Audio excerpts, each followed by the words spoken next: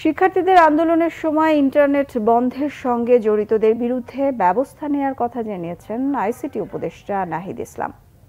এদিকে যুব ও ক্রীড়া উপদেষ্টা আসিফ মাহমুদ সজীব ভুঁইয়া জানিয়েছেন, রাষ্ট্র সংস্কারের জন্য যতদিন প্রয়োজন ততদিন দায়িত্বে থাকবে অন্তর্বর্তীকালীন সরকার।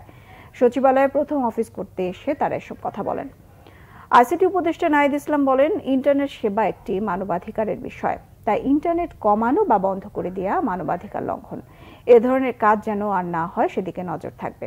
কথায় কথায় ইন্টারনেট বন্ধ করে দেওয়ার বিষয়টি আর হবে না বলে আশ্বস্ত করেন।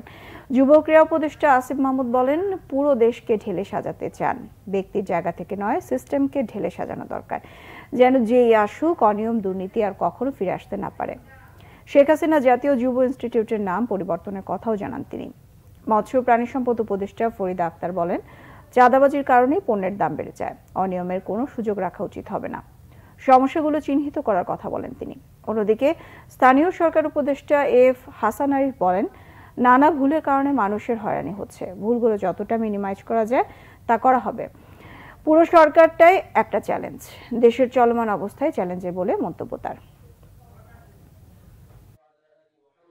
ইন্টারনেট ব্যবহারটা কিন্তু এটা একটা ডিজিটাল রাইটসে পরিণত হয়েছে, এটা একটা মানবাধিকারের বিষয়।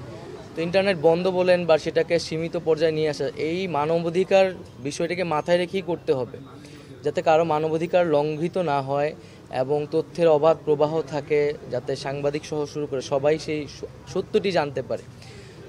তবে আমি আজকে চেষ্টা করব প্রথম দিনই যে গত আন্দোলনে যে ডিজিটাল ক্র্যাকডাউন আমরা বলেছি ইন্টারনেট বন্ধ করে, তার তদন্তের জন্য আজকে আমি ব্যবস্থা নেব যে কেন এই ঘটনাটি ঘটেছিল এবং কারা সেটার সাথে জড়িত ছিল।